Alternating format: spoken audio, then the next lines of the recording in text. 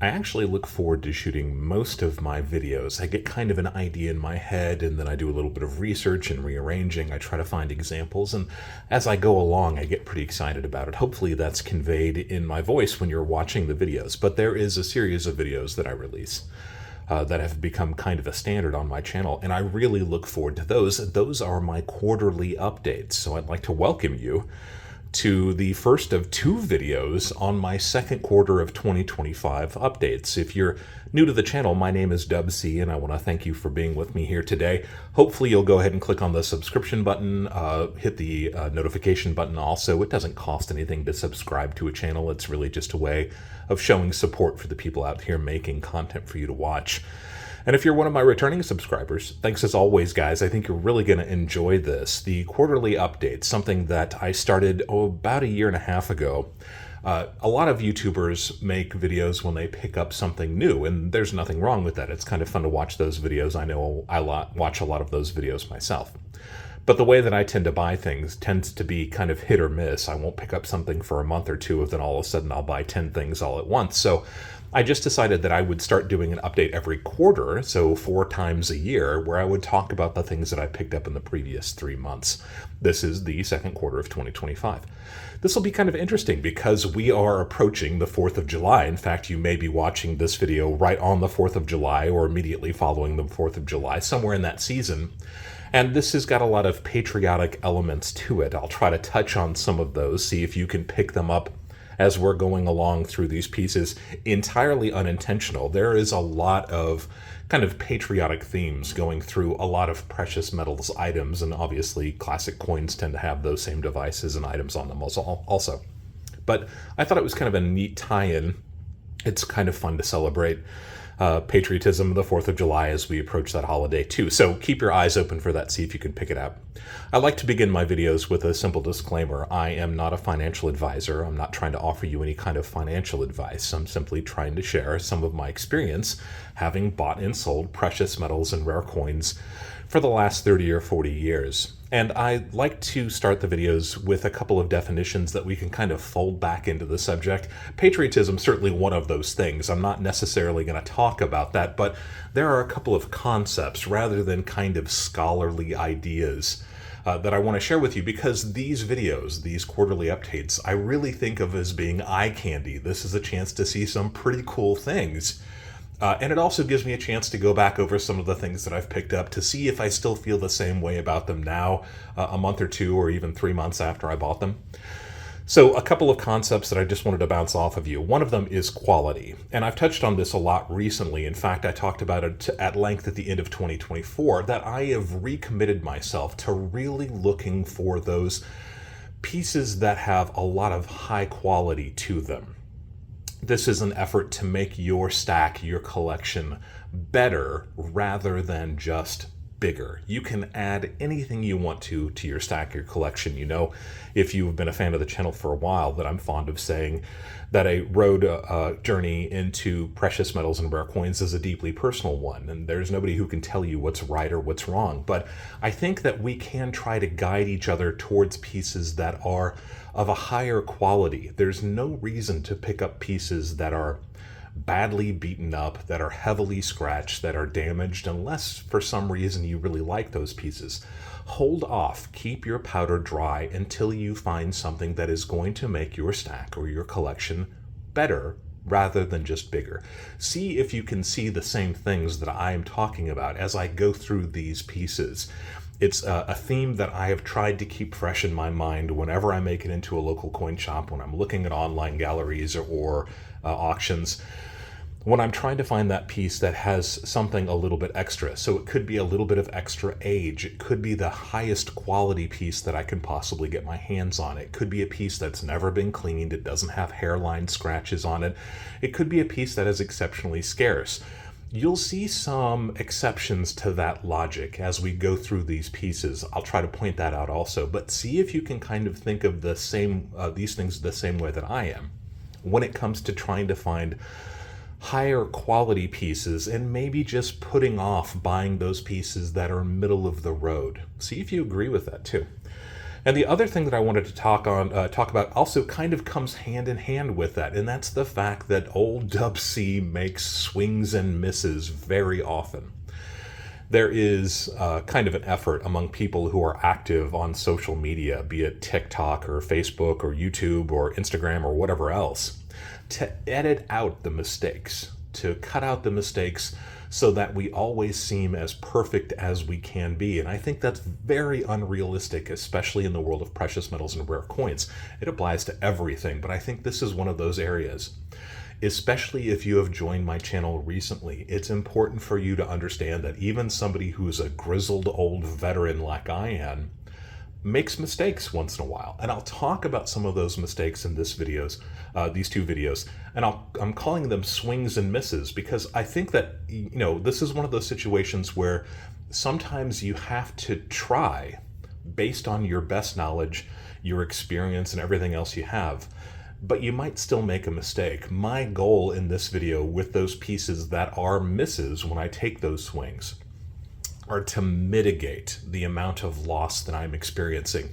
And in some cases, they're not technically even a loss. They're just not as big of a win as I wanted them to be. So I'll talk about some of those too. Let's stop with a long-winded introduction to the video and get right to the good stuff. These really cool pieces that you're looking at here. Again, this will be a two-part video series. Part one will be about the coins and the exonumia that I picked up in this quarter of 2025. Part two of this video, I'll also talk about silver bars and some gold. I forgot to mention that we'll talk about rounds in this video too. So coins, exonumia, and rounds in this video. Part two will be silver bars, and that's particularly silver art bars. We'll have some fun with some of those. And I've also got some really cool, interesting gold to share with you. Excited about that. It seems like it's been forever since I added gold to my stack. So, second quarterly update of 2025. Let's start with the coins. If you've seen the channel before, you know that I'm a big fan of crowns, and I'll put a link down below to my video about crowns. What are crowns? Crowns are simply the largest circulating silver coin from any country that had these large size circulating coins. The American silver dollar could be considered a silver crown for our country here in the United States. But almost every country that could put these out, and this is really basically from about the late 1600s to maybe 1930.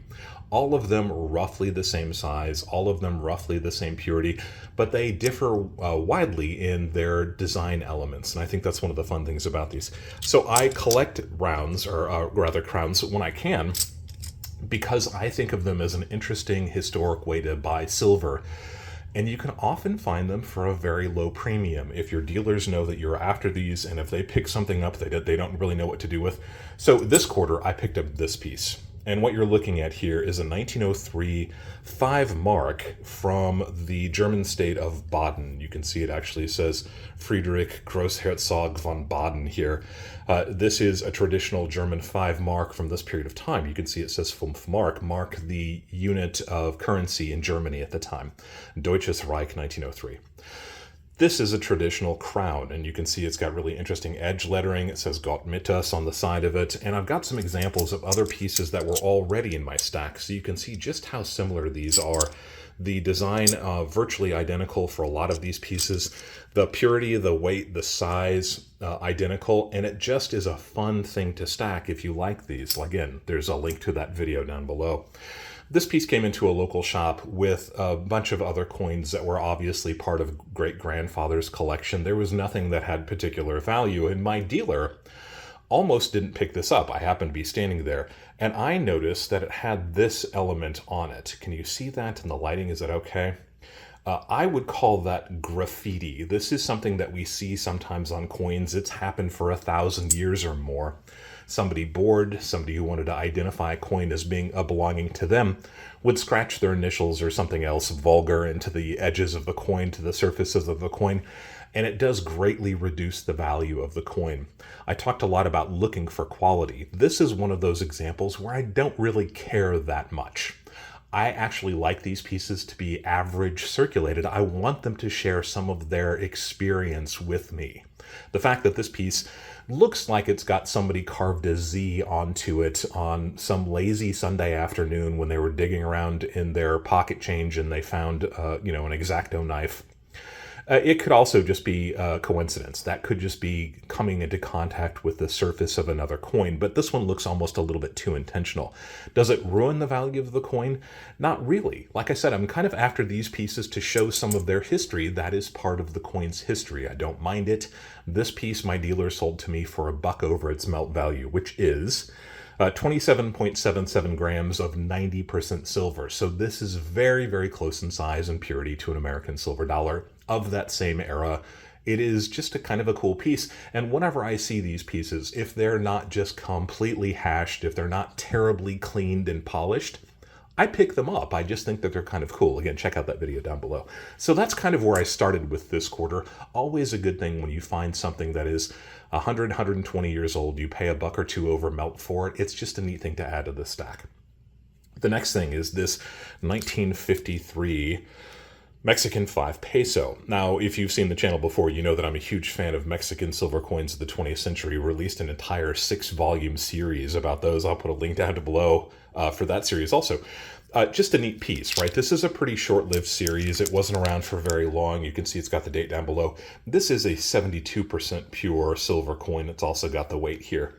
Because the weight on these pieces, this series in particular, is 72%, that was a common standard for 20th century Mexican silver pieces. A lot of dealers, a lot of stackers don't really like it. To me, I've gotten past that. I've gotten over it. 72% is a perfectly valid purity to have for these silver coins. And what makes this piece neat, and again, I'll try to talk about kind of some of the elements that I like about these, why I bothered to pick this up. This piece is brilliant uncirculated. I would call this probably a 62 or a 63. It's got great luster. It's original surfaces. It's got just a little bit of light toning. I like that. There's no evidence at all this coin has been cleaned or dipped or anything else. And I just happen to have a 19-piece roll of this exact same series. So I'll be able to add that coin to this roll and complete a roll. Will that be the end of the story? Of course not. You know that a stack is always evolving, so I'll be starting on the next roll the next time that I find another uncirculated Mexican 5 peso or 10 peso of this similar series. A neat piece, 27.78 grams of 72% pure silver. Glad to have that. Paid melt for it. In fact, I actually paid a little bit less than melt for this piece. That's the nature of these pieces sometimes. You just got to keep your eyes open for them. How about American coin? Let's switch gears. And hopefully you've seen this beautifully toned Morgan at the top of your screen since we launched this video. And this was kind of a neat thing. Again, this came into a local shop with probably 24 other Morgan dollars that were very similar condition. Is this uncirculated? I'm not 100% sure. I have tried for the better part of 50 years to be a good grader when it comes to Morgans. I can tell this piece has never been cleaned. It's never been dipped. There is a little bit of softness on the hair right there. You see that's flat. But this 1885 Philadelphia Morgan dollar, some of the Morgan dollar series known for being kind of weakly struck. The fact that you can see the eagle's feathers on the breast leads me to believe that maybe it's just kind of a weakly struck piece. I would probably call this a slider. That's kind of an old school numismatic term. We talk about a piece being AU 58 to maybe MS 62, 63. What do I like about this piece? It's not especially rare. These pieces all came in together. This was the only piece in that entire group that was toned, but boy, yeah, my camera is not doing the best job of picking it up, and even it seems to be showing just how beautiful this iridescence is. The beautiful cartwheel luster beneath the surface of these beautiful colors. It's got purples, it's got greens, it's got yellows and oranges, golden color.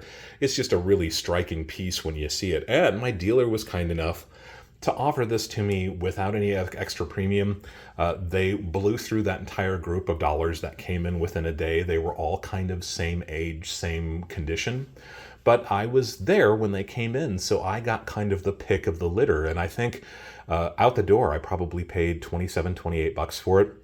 A beautiful addition. I kind of think of myself as being okay when it comes to Morgan dollars. I don't really look for them. And it's kind of interesting that last quarter I picked up another beautiful uncirculated, slightly toned Morgan dollar for just a couple bucks over melt.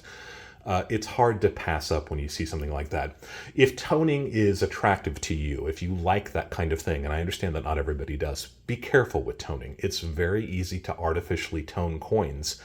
And if you're looking at a piece and you want something that is genuinely toned before you go shelling out a bunch of money for it, my advice is to buy a piece that is already slabbed by a reputable third-party grader, NGC, PCGS, CAC. Pay a little bit of extra money now to be sure that that piece is authentically and naturally toned and not artificially toned, because once it makes it into a slab, the industry, the field generally sees that piece as being okay to buy and sell. But if it's never been slabbed before, in this case, I am 99.9% sure that that is authentic toning. The person that was selling these had no idea that tone impacted the value. So this is an exceptional piece. I might eventually send this one in for grading. You'll see that kind of occurring a couple times in this video also. Always fun to get those grades back when you're anticipating something, right?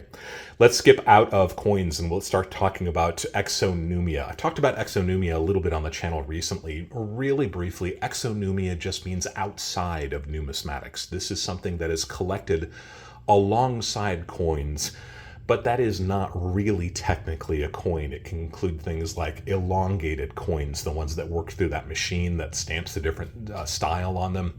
It can be encased postage stamps. It could be good luck charms. It could be poker chips, things that are kind of coin-like but aren't technically coins.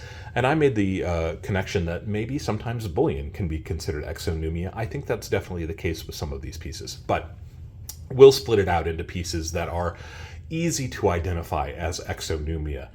The first piece is this great big silver piece that you're looking at here. When I first saw this, I had a little bit of credit with a local shop, and I walked in and I saw this, and I knew immediately when I saw the reverse of this piece that it was of a series that I have recently become kind of familiar with and that I'm really kind of interested in. This is not the kind of thing you would expect to see at a local Midwest coin shop. About a year and a half ago, maybe almost 2 years ago now, I had a little bit of extra cash, walked into a local shop, and I bought a handful of very small gold pieces, all of them smaller than an American dime. And this was one of that was included in this group that I had originally passed over. I wasn't that interested in it. I could see the date on it, but something was telling me that this piece was a privately minted coin. This is not technically a coin, even though it has a denomination there. I know the glare is a little bit hard to read. You can see it says 1 ducat.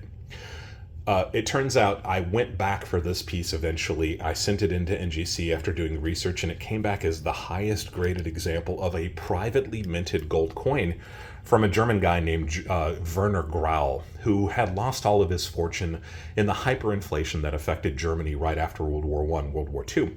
So he made it a goal of his life to make gold and silver coins and present them to the heads of state all over Europe to try to convince them to go back on the gold and the silver standard after all of these countries had done away with that. He'd seen his fortunes disappear with hyperinflation, knew that paper currency could become worthless at the drop of a hat. This is somebody that I think is near and dear to a lot of people in our community. Werner Grau was doing it in the very early 1960s, so this is a guy that's been doing it, did it 60, 65 years ago. He was not successful, but his pieces were so beautiful that they have become kind of collectible in their own right.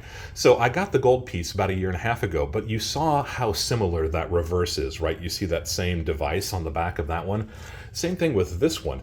This thing is huge though, and you flip it over and you see it. I don't want to take it out of this case because I don't have anything else that it would fit in it, but this is a proof-like version of what he called argentus. That's how he denominated the silver pieces. The gold pieces were ducats. These pieces he called argentus, argent the Latin word for silver. And you can see he's got Latin all around the outside. We'll talk about Latin again a little bit later too. So this is a 3 argentus, and you can see it says 1000. That's a reference to its purity. It's actually 0.999 fine. So this guy was cranking out 3 9s fine, huge silver pieces way back in the early 60s. This one's celebrating Prince Eugene of Savoy, an early kind of Germanic military leader, 1663 to 1963. He picked kind of unusual things to celebrate on his pieces, but they were very well designed. We don't know a lot about this piece. We certainly don't know what the mintage is. The populations of it are quite small. It is 45 grams of 3/9 fine silver, and my dealer sold it to me for melt. They had no idea what to do with it. I'm not 100% sure what to do with it myself.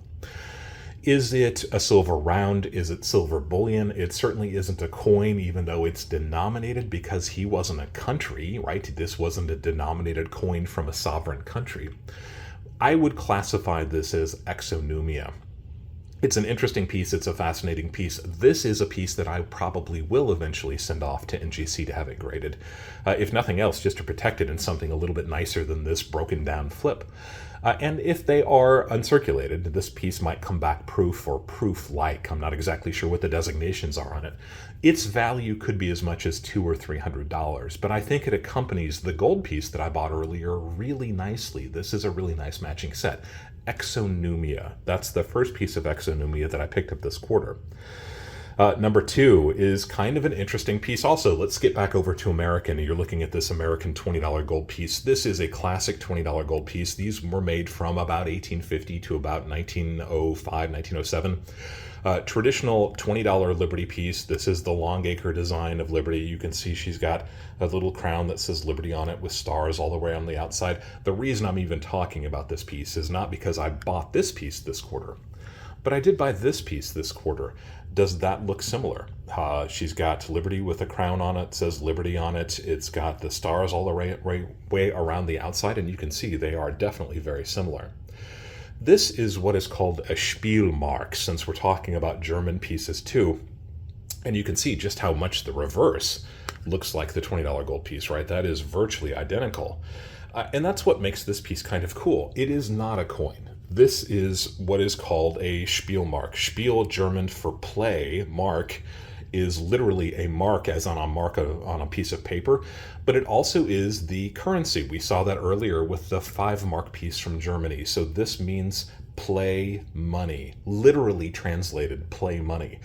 It's probably not the kind of play money that we think about when we think about play money in the 2020s. This is probably a marker that some merchants would have used to designate how much inventory they had, how much a customer owed them. When this was being issued, this is dating probably from about the same period as the $20 gold piece, 1850s to maybe 1880s, 1890s. Not a lot of people could read and write, and there were lots of immigrants in the country also who probably couldn't read and write English anyway, but they did know denominations, so this would have been used as a place marker to indicate how much money somebody owed a business. The more romantic version of these, which is probably valid but probably didn't happen quite as often, is that these were gaming tokens. This was used at a poker table in a saloon to indicate a $20 value. So just like in modern casinos in Las Vegas or places like that, you have to exchange your cash for poker chips in a lot of games. That's because the casinos have a better track of your money, and it's also easier to get the money out of your hands if you don't think of it as being money. The same idea was valid 100, 150 years ago. Exchange your real cash for a counter, and then maybe you don't mind so much when you lose it all. So this is a Spiel mark. This is a $20 gold piece, play money piece that was used in all sorts of different areas in the 1850s, 1860s, 1870s, 1880s. I like the romanticized version a little bit better, right? That's a little bit more fun to think of it on a riverboat and some guy tossing it across a poker table while he's drinking a shot of whiskey. This piece is kind of cool because it saw use. This is a pretty worn down example of these, and you can find these in almost uncirculated condition. Obviously, they didn't really circulate, but I suspect this piece was really genuinely used and then maybe pocket piece to somebody's kind of good luck charm for 10, 15, 20 years. You can see it's got what looks like a borehole in the top. Quality, right? I talked about quality earlier, but sometimes it's nice to have a quality story that goes along with the piece. And the fact that this has genuine wear, authentic wear on it, just makes it really charming. This came into a local shop. I was sitting there talking with the dealer. They bought a collection from an older person, and the dealer had no interest in this. They kind of knew what it was, but knew that they weren't going to be able to sell it again. So I asked the dealer if it was okay if I made the customer an offer. The customer was perfectly welcome to receive the offer, and I paid $10 for it. Did I make out like a bandit? It's probably worth about 10 bucks, but it's a neat piece of a story, right? And I've got a kind of a growing collection of pieces that were used to weigh against actual gold pieces at this period of time. It's a very similar piece. You can see that it's not a coin, but how this would be collected alongside a coin collection. That is exonumia. And there are people who collect Spiel marks. It's kind of a neat subsection of our hobby. What do you think? Interesting? Silly? Would you pick it up for 10 bucks? Do you think that it's kind of neat? I think its association with the $20 gold piece is really kind of cool. And then finally, I've got probably the coolest piece of exonumia that I picked up this quarter, and I'm still not quite sure what to do with it. I've talked a lot on this channel about the Maria Teresa thaler. We talked before about the German 5-mark piece, the American silver dollar. This is a Maria Teresa thaler. This is an Austrian silver coin that they had been making for about 400 years, something like that. But in 1780, they stopped changing the date on these. You can see it says 1780 right there. And from that moment on, they continued to make these, I think really probably from the early 1800s, up until the current day. These are still being struck by Austria today with that 1780 date on them. This is one of the most restruck coins in global history. They've made something like 500 million of these. And after a lot of countries went off the silver standard, some countries and some individuals continued to want silver. This was the go-to. People would go for these restruck 1780 dated Maria Teresa thalers, because they were such a widely known quantity. They each contain about 75% of a troy ounce of pure silver. Still a popular thing to this day, although every single newbie gets tricked with that 1780 date on them. They all think they've discovered something from the Dark Ages. It's just not true. They still have that 1780 date on them. I've got a few of these in my stack. You can see I've got another piece just off camera. And what's interesting about these is that I think everybody should have an example of this, because this was the go-to bullion silver coin for 200 years. And I said before that a lot of people started kind of wanting these after their own countries went off of silver circulating coins. But there were countries where they did not have their own mints. And because of that, and because of their fascination, desire for silver, they had kind of a de facto Maria Teresa thaler-based economy. Saudi Arabia used some of these, but there are also lots of areas in kind of northern Africa, northeast Africa in particular, where the Maria Teresa thaler became the circulating silver coin. Ethiopia is one of the most famous of those. What makes this interesting? These obviously didn't circulate. This piece dates probably from the 1950s, 1960s. You can see that this is semi-proof, like a theme that I'll bring up again in this video in the next one. You can see the black and white contrast. You can see just how sharply designed and stamped these images are. Look at the detail on the shield. You see all that little detail? I had a chance to buy one of these early this quarter from somebody who had asked my opinion about them.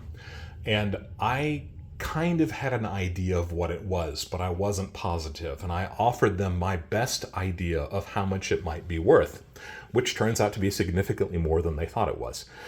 And when they decided that they wouldn't be able to sell it themselves, they asked me if I was willing to buy it. I don't mind entertaining offers like that once in a while, but I certainly don't go out looking for them. This was an exception. I made them what I thought was kind of a lowball offer, because I wasn't really looking for this piece, and I knew that it would be difficult to get rid of eventually myself if I were to buy it. But I told them what I thought it was worth, and even though I offered them considerably less than that, they decided they wanted the quick cash and they sold it to me. So that's what you're looking at here, and I'll show it in comparison with another one. Definitely a Maria Teresa thaler, the same design. Is it dated 1780? Well, yeah. There's that 1780 date. If we can get it back around, there it is. You've got the same 1780 date right there. This piece, however, saw circulation. What does that tell us? Well, most countries would have been far enough off the silver standard by probably the 1930s, 1940s, maybe the 1950s, that this wouldn't have been necessary in a lot of countries of the world. But you can see just how little of that detail remains. This piece saw some pretty hard circulation, right? You can see the eagle's breast and the shield. You can see the crown up at the top. Definitely saw some genuine circulation. I think that's interesting. We don't get a chance to date these very often because they all have that 1780 date on them. But this piece has that stamp on Maria Theresa's neck. What is that? This is called a countermark, and I've talked a little bit about countermarks in the last probably year on this channel. I will eventually have a video about overstruck coins, counterstruck coins, and chop mark pieces also. Counterstruck coin is an interesting idea. That's when somebody has taken a coin and either authenticated it or tried to turn it into another country's coin just by adding an additional punch mark on the surface of the coin. This piece looked like a traditional chop mark piece, a countermarked piece, so that's what I based my offer on, and that's what this person accepted. When I finally got this piece into my hands and started doing research, I was able to find exactly one other Maria Theresa thaler with a very similar mark on it. You're looking at a picture of it right now. What is this? The best knowledge that we have about this piece, and that's based on a Stephen Album auction that happened all the way back in 2014, that's how scarce these pieces are, was that this probably circulated in Sudan in Northeast Africa. So the mark on it looks like it's Arabic. Stephen Album's people indicated that they thought that it was probably the mark of a local banker to kind of authenticate the piece. There was exactly one of these that sold at 2014, and their estimate was based on another piece that they had seen many years before that had a slightly similar mark. So you can see this is something that doesn't come up for sale very often. This is a 2014 auction, which means it was, 10, 11, 12 years ago when this piece came into the auction house. They estimated the piece would go for a couple $100, and it sold for $460. That was 10 years ago. What's it worth now? There is simply no way to know. This is the kind of thing that needs to come up at auction before anybody would even make a bid on it. I may have this piece authenticated by another third-party grader just to add to its authenticity and its saleability. I still haven't decided that yet. I do like the way this piece looks. It has that authentic kind of cert cameo appearance that we've talked about, where some of the features are very light colored, but some of the fields are quite dark. I love that contrast. I love the fact that you can see the genuine wear on this piece. Stephen Album's piece in particular, this mark is completely rotated 180 degrees, so I know it's not the exact same coin, but it is very close. I think this piece edges out their condition by literally 1 point or 2 on the 70 grading scale, the Sheldon scale. An interesting piece. Is it exonumia? Is it a real coin?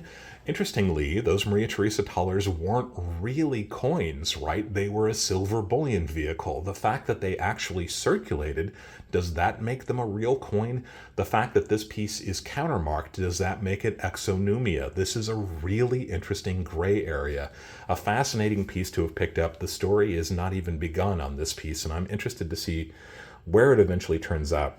Incidentally, Stephen Album actually said that the piece that they sold, they estimated that it dated from 1880 to 1920. Because these all have that 1780 date on them, we never really know when they were made. There are some people who claim that they can tell really minor differences on these, and I suppose there are probably experts out there who can tell that. I'm certainly not one of them.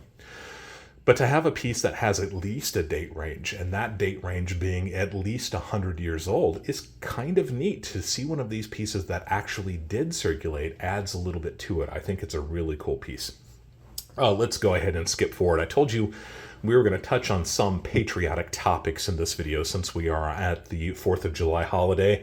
So let's talk about some patriotic silver rounds. This is a 1973 Liberty Lobby round. What makes this patriotic? Well, that's old George Washington right there, right? Liberty Lobby, obviously it's got something to do with the idea of patriotism. Liberty Lobby is kind of a mixed bag. They were an organization that started back in the early 1950s, and then they kind of disappeared in 2001. They had some very, very hardcore conservative opinions, bordering on things like the Birch Society, things like that. But they produced some really beautiful silver rounds. This was clearly something that was important to them and worked well in their ideology. I don't go deep into Liberty Lobby. I've never seen a piece that really excited me before. One of my local dealers got a bunch of these in, some of them in the original lollipop wrappers, but those were a little bit later Liberty Lobby versions. And it turns out I picked up this piece. Why did I buy it? It's just in stellar condition. This is an incredibly well struck piece. The surfaces are brilliant and exactly like they were made, with the exception of maybe this little bitty tiny spot of toning there. This piece, 1973, part of that 50-year club that I love so much when it comes to silver rounds. Just a really pretty, interesting, well-made round. You don't think of pieces from the early 70s being that well done. But it's a 50-year club. It's in perfect, flawless condition. It is, according to Silver Around the World, a website that I use. I'll link down below to them. They claim that this is the very first silver round that Liberty Lobby produced, and they produced several different designs over many different years. To have the earliest one, this was kind of on the fly, picked it out of a bunch of silver rounds. I used my gut, I used my intuition, I used my experience, and I won with this one. This was a swing and a hit. It's not a ton of extra value, but it is everything that I thought it was. An original piece from Liberty Lobby, brilliant condition, one of the first ones, actually the first one that they ever released, 50-year club, and I paid $1 over melt for it, maybe $2. A neat piece. What do you think? Do you have Liberty Lobby rounds? First of the patriotic pieces we'll talk about. The next one is certainly patriotic as well, and this one is going to remind a lot of people of pieces that they have in their own stack. You can see it's actually got the Liberty Bell on it. This is, of course, an A-Mark round from, well, 1982. A-Mark is an interesting story, and we'll talk about that in a little bit too. Why did I buy this piece? I don't know that I have ever had a single A-Mark silver round before, and I know they are popular with a lot of my fellow YouTubers. One of the cool things about these is that they have a really easy to read date on them, so this is an easy to collect series. Why did I like it? The surfaces of this are amazing and immaculate. This is definitely a proof-like piece. Does that mean that this is a proof round?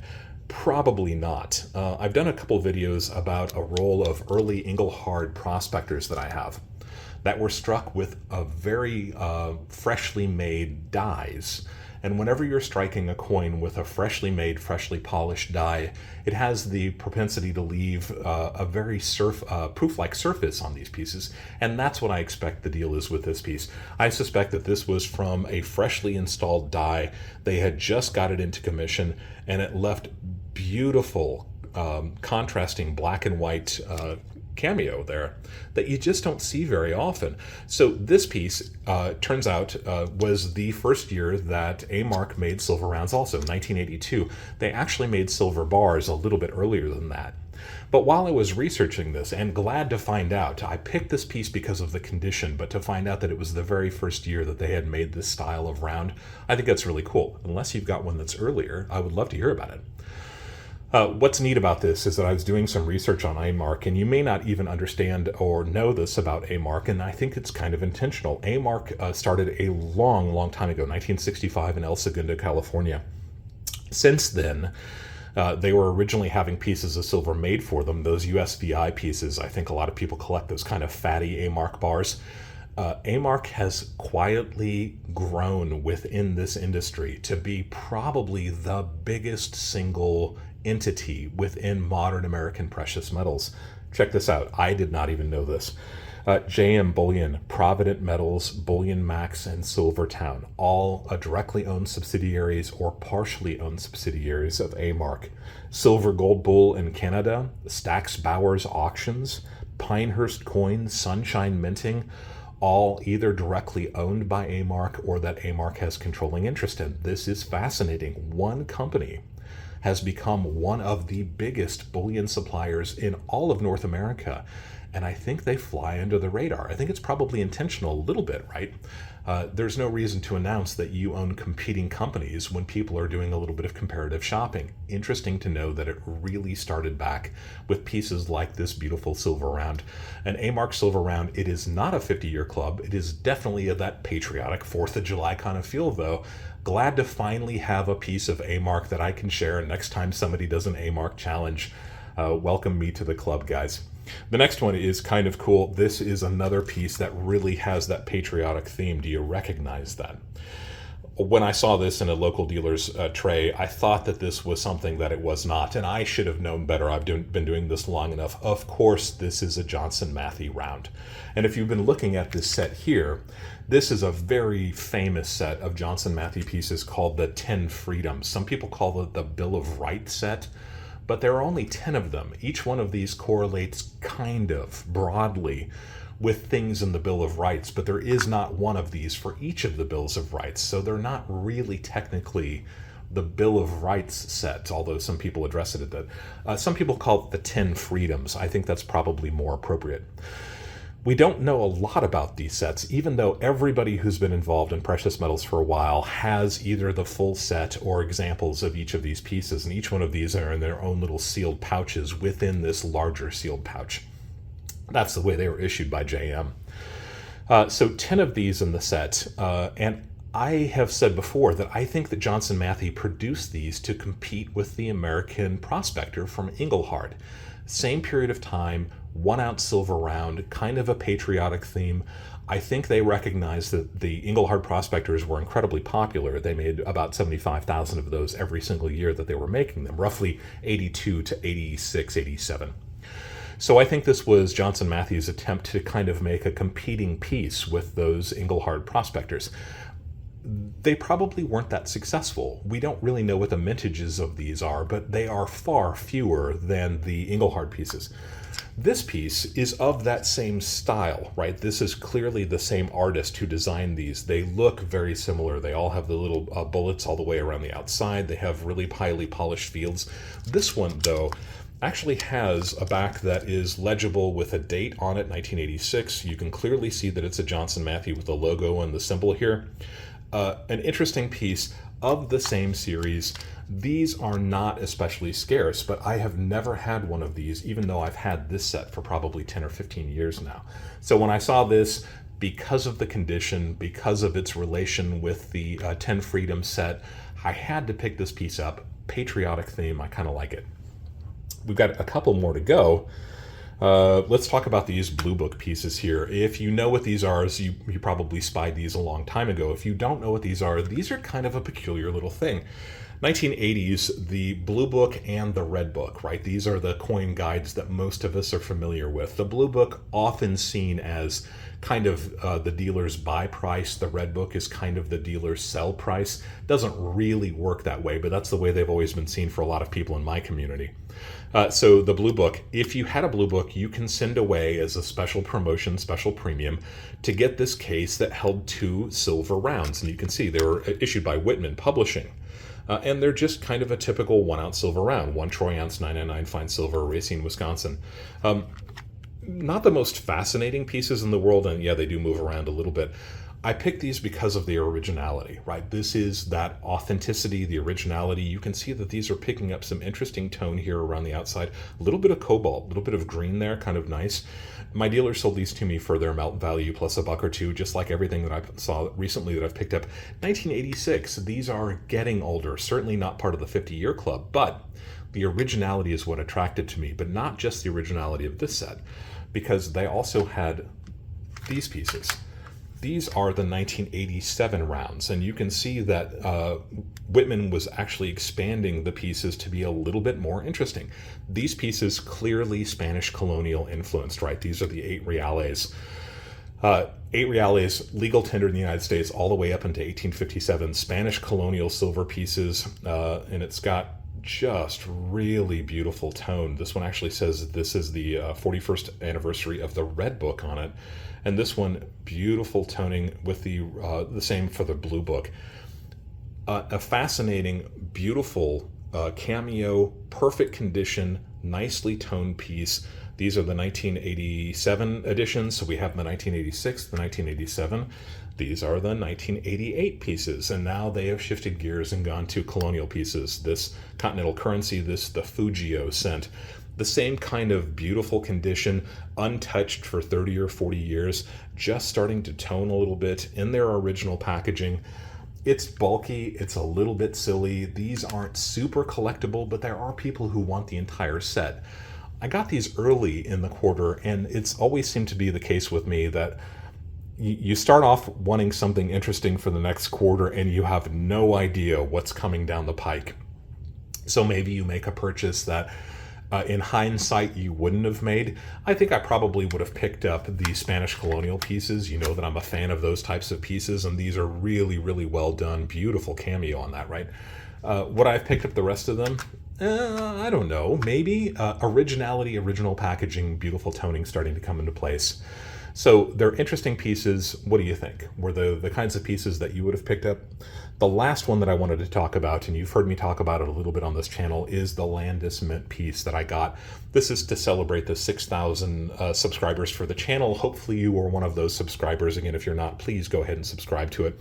I did a giveaway for 6,000 subscribers where I commissioned Landis Studios to produce 6 of these plus one for my own collection, that are dated, are numbered here down below, 1 through 7. And then we also have this little star privy mark. Do you see that there? Privy marks have become really popular recently. I thought it was kind of neat to add something that would differentiate these pieces specifically for my subscribers, and Landis was kind enough to do that for us. You flip these over and they've got this really deep, dark, incuse skull on the back, very reminiscent of hobo nickels from the early 1930s, 1940s, that kind of period. 1 troy ounce, 999 fine silver. Just a really neat piece. Glad to have this in my collection. Hopefully you are one of the winners who got one of these pieces. If you're not, subscribe to the channel and we will definitely have a giveaway at another upcoming milestone. I'd love to be able to provide something else that inspired the collecting community as much as this piece seemed to inspire them. Interesting pieces, right? What is your favorite so far? Hopefully you will stick around for part 2 of this video series. We'll talk about a whole bunch of silver bars, primarily silver art bars. And I'll talk again about those qualities that I was after, why I selected these pieces over other pieces. And I've also got some really interesting, beautiful little pieces of gold to share with you. If you have any questions about the pieces that we talked about here in this video, definitely leave a question down below. You know I'm fond of saying if you've got a question, chances are somebody else in the community has that same question. Let's see if we can answer it for everybody. And if you ask a question that I can't easily answer, which as I get older definitely seems to be the case, if it's something that I know that I can address eventually, I can make a video about it, part of the subscriber question and answer video series. I'll tag you in the video and it will be your own video on the internet. It's kind of a cool thing. If you're not yet subscribed to the channel, please go ahead and click on the button and subscribe to the channel, because I air new videos pretty much every Friday evening. I premiere a brand new video and I'm often there live during the premiere to chat with you about the contents of the video, to talk with other people that are in the community. It's a great way to start the weekend, and we often go live with a live stream immediately following that premiere. That can go on for an hour, sometimes a little bit more than an hour, where we just have kind of an open floor, talk a little bit about the things that we talked about in the video that just got done premiering, but we leave the floor open for anything that's about gold or silver or precious metals or rare coins, as long as it's kind of dealing with those subjects. I welcome those questions. It is a fantastic, high energy way to start your weekend on a Friday evening. Please join me for one of those. Those are a blast. Always be learning. And thank you for allowing me to be a part of your journey as we go deeper into the world of coins and physical precious metals. Remember to stick around for part 2.